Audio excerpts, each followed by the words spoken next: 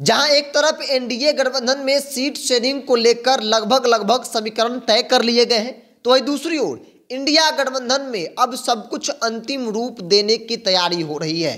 क्योंकि इंडिया गठबंधन की बात कर ली जाए तो इंडिया गठबंधन में बिहार में आरजेडी, कांग्रेस, लेफ्ट की 3 पार्टियां के अलावा मुकेश सहनी की एंट्री भी जल्द ही आपको देखने को मिलेगी। चूंकि मुकेश सहनी जिस तरीके से और जिस मुद्दे पर राजनीति करना चाहते हैं उस पर भारतीय जनता पार्टी उनके सहयोगी दल तैयार नहीं है। निषाद आरक्षण, और इस निषाद आरक्षण के मुद्दे पर इनकी सहमति जो है इंडिया गठबंधन के नेताओं के साथ बन गई है, और यही बड़ी वजह है जो मुकेश सहनी जल्द आपको इंडिया गठबंधन में नजर आएंगे। अब बात कर लेते हैं सीट समीकरण का। 40 सीटों पर किस प्रकार से इंडिया गठबंधन के अंदर आपसी समन्वय को स्थापित करते हुए चुनाव लड़ा जाएगा। देखिए, कई समीकरणों की चर्चा है, लेकिन हमारे कई वरिष्ठ नेता और कई वरिष्ठ पत्रकारों से जब बातचीत हुई, जो बिहार की राजनीति और सीट समीकरण पर उनकी पैनी नजर बनी हुई है, उन्होंने स्पष्ट शब्दों में कहा कि आरजेडी की कोशिश है कि ज़्यादा से ज़्यादा सीटों पर चुनाव लड़ी जाए। चूंकि आरजेडी सबसे बड़ी दल है, बिहार में आरजेडी का नेतृत्व तमाम नेताओं को स्वीकार करके चुनाव लड़ना है, तो ऐसे में आरजेडी 24 सीटों पर चुनाव लड़ेगी। मतलब आरजेडी 40 में से 24 सीटों पर चुनाव लड़ेगी। इसके अलावा लेफ्ट की पार्टियां 3 सीटों पर चुनाव लड़ेगी, और इसके अलावा कांग्रेस पार्टी 9 से 10 सीटों पर चुनाव लड़ेगी। बात अगर मुकेश सहनी की कर ली जाए तो मुकेश सहनी को 3 से 4 सीट मिल सकती है।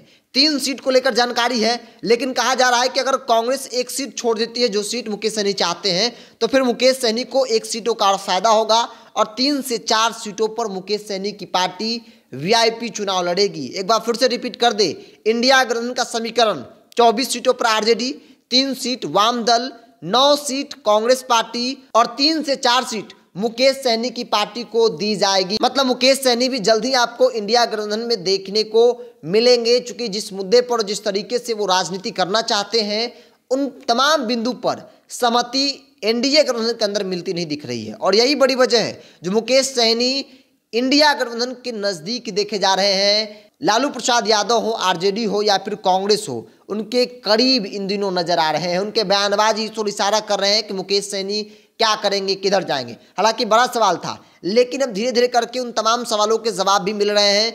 मुकेश सहनी इंडिया गठबंधन महागठबंधन में न सिर्फ वापसी कर रहे हैं, बल्कि सीट समीकरण भी तय हो गए हैं, जिसमें मुकेश सहनी को 3 से 4 लोकसभा की सीटें मिलती नजर आ रही है। आरजेडी 24 सीटों पर चुनाव लड़ेगी। इसके अलावा 3 सीट वाम दलों को दिया जाएगा, 9 सीट कांग्रेस पार्टी जहां उनके कैडर मजबूत हैं वहां दी जाएंगी। चूंकि राष्ट्रीय जनता दल भी नहीं चाहती है कि ज्यादा सीट आरजेडी को दी जाए, क्योंकि राष्ट्रीय जनता दल लालू प्रसाद यादव भी नहीं चाहते हैं कि ज्यादा सीट कांग्रेस को दिया जाए। पिछली बार विधानसभा चुनाव में ज्यादा सीटें दी गई थी, जिसका सीधा नुकसान तेजस्वी यादव को उठाना पड़ा था, और यही बड़ी वजह है जो लालू प्रसाद यादव चाहते हैं कि कांग्रेस को कुछ कम सीटें दी जाएं और उनके बदले में कुछ और सहयोगी दलों को जोड़ा जाए, ताकि वोट जो है वो और ज्यादा हम लोगों के गठबंधन में कन्वर्ट हो।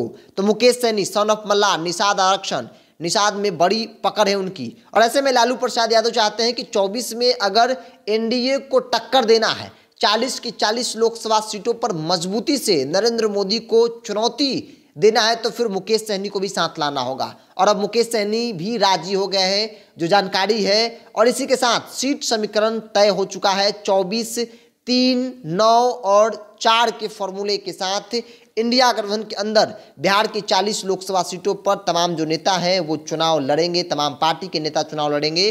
तो ये समीकरण है एक तरफ, जहां एनडीए के अंदर समीकरण लगभग तय हो गए हैं, तो वही अब महागठबंधन में भी मोहर लगनी बाकी है।